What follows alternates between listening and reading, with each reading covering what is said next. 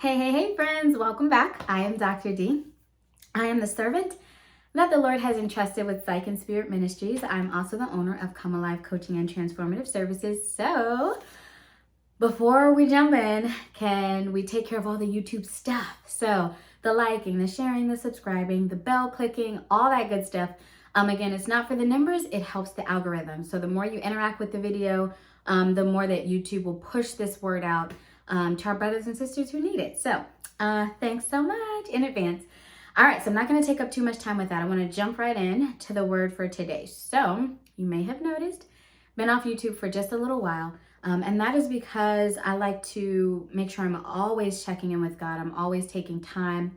I'm always spending time with him. And it had been a really busy few weeks. And so I needed to just kind of settle myself, take a small break, talk to the Father and just commune with him, because I never ever come up here unless God has given me something very clearly to share with his children. I don't just make up things. I don't just, figure out what people want to hear. I wait on God. So we're going to jump in today because he gave me a word for y'all and I want to make sure that you get it, all right, in a timely manner. So today's word is called the uncomfortable assignment. And God told me I grow trees in the desert. So let's jump on in. So a few days ago, God very clearly said the uncomfortable assignment. And I was like, I hear you, God. If you want me to do something with that for the folks, right? For the fam, clear it up a little bit, make it plain, tidy it up, make it a nice little package and give it to me and I will give it to them. So he did. All right. So a few days later, he told me I grow trees in the desert. And I was like, okay. So I saw an image very, very clearly of a desert ground. The ground was so dry. In fact, it actually looked like mud that was flaked up, and it was just kind of like completely void of any life, right? And so it was a great big, like, long scene where all you could see for as far as, the eyes could look was just a bunch of like soil that was dried up, desert land, right? So right in the middle of that, there was a great big tree, a huge tree. And it was just green and lush, like it was the springtime or something. And then way in the distance, you could see this person who was walking. And once they saw the tree, it was like there was this look of relief on their face. Like they were like, oh, thank God. Like for shade, for maybe there's water by this tree or whatever, but they looked really relieved. And so I was like, okay, God. So I sat with that for a little while and I prayed, and anything God gives me, I give back to him. God, what does this mean? What do you want me to make of this? What are you saying to me? And so he kind of led me to look up trees that grow in the desert. And one of the things that stood out the most was the root system on trees that grow in the desert. So these roots grow so deep beneath the surface that they're able to access water that is so far below the topsoil that other plants and other wildlife, they can't get to it, right? And it was also saying that these roots serve as an anchor for the tree. So they're able to survive in even the most extreme circumstances, like, super hot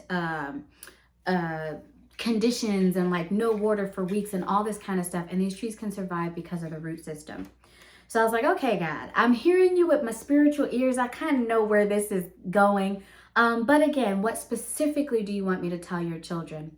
And so he explained to me really the three parts of this vision that I had that ties into the two statements that he gave me. Was the desert, it was the person who was walking, and it was the tree. So the desert, this dry, desolate place, devoid of water, right? God is our living water, but devoid of water, right? This harsh conditions, all of this stuff really represented the world. The fact that we live in a chaotic place that often squeezes us, it presses us. There's a lot of challenging conditions. It was the world. Now, the person off in the distance who was walking, that was actually someone who's unsaved, or someone who is saved, like a brother or sister, but they've lost their hope. They've lost their faith and they've lost their way. And they feel essentially like they are out here by themselves in this big, harsh world, right? Now, the tree, that beautiful tree in the middle of all this, it actually represented God's people or his chosen vessels, right? And so he ministered to me that right now there's a lot of his children, these trees, these chosen vessels, a lot of his children who feel frustrated by their circumstances right now, who don't want to be where they are. And they're like, God, don't you know I need grass to bloom? Don't you know I need more water than this? Don't you know I need, more friendly temperatures than this? I need these types of things to bloom and to flourish and to be comfortable and to feel happy, right? In other words, I need more money. I need more time. Where's my spouse? I need a better house, a better car. I need to live in a different city. I need more. I need better. I need different, right? All according to our own understanding, though. And that's kind of what we're telling God. He has us planted somewhere, but it's not good enough. I don't want this. I'm uncomfortable. It doesn't bring me joy. It doesn't make me happy. So it must not be God, right? And that is absolutely not true. So I want to share a little bit with you. So right now for his children, right, these trees who are in these desolate places, in these deserts, what is actually happening in this season of life is that he's teaching those of us who are there how to access him, right? How to get down in the secret place, how to get roots low enough and deep enough that no matter what the circumstances, we're still able to reach him, right? We're anchored in him. We're grounded in him. So it doesn't matter what's going on in the world.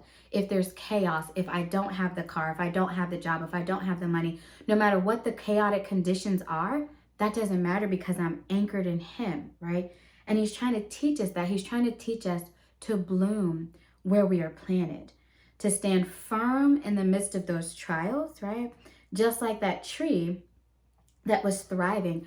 God does not always want a bunch of trees where there's already a bunch of trees, right? If we're his chosen vessels, he doesn't necessarily need to huddle us all up in one place. Of course, we don't forsake the fellowship of the righteous, obviously, but he's going to take us and he's going to plant us strategically throughout the world so that those who are out there wondering, hopeless, confused, concerned, not knowing where to go or who to lean on, they can see us. And they can see the fact that we're steadfast. Like, how does she have joy? This office sucks, right? Or how is he's so happy when our family is falling apart? Or how do they seem to have this peace when all of us are running around like mad, right?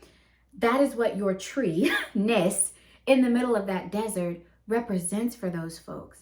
So not only is he teaching you how to grow and how to stay connected with him, your mere presence, if you do stay connected to him and you still continue to flourish and grow and thrive, is a tool that God can use to help save the lost, even our brothers and sisters who need a little bit of hope.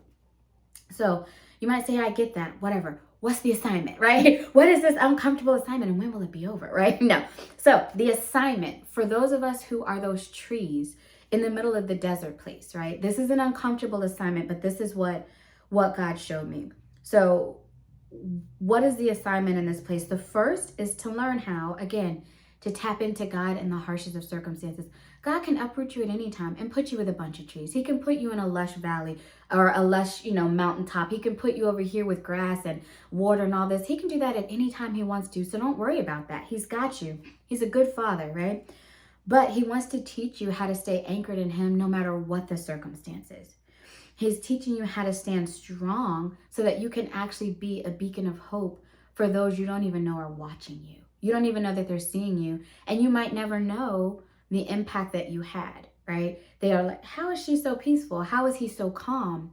And they start inquiring and they start watching you, right? And they see, oh, they've got a Bible on their desk. Oh, well, they're praying before they eat, whatever it is. But they start to realize, oh, there's something that they're accessing. There's something they're tapping into that I don't have access to. But if I can get to that, then maybe I can grow here too, right? Maybe I can flourish too. So your assignment is to stand firm in these situations that he has you in. And one of the biggest fallacies that we can fall into as Christians is, if I don't like where I am, if I don't feel comfortable here, if this doesn't bring me joy, if this doesn't make me happy, then this must not be God's will for my life. This must not be what he has for me. Wrong. Right? Because a lot of times we're leaning on our own understandings. As humans, we want to be comfortable. So when we're uncomfortable, we're like, must not be God. But God might be saying, I have you in the desert for a reason. It's not just so that you endure all these horrible things and you feel like trash, but everybody gets saved. It's because I'm growing you too. I'm developing you.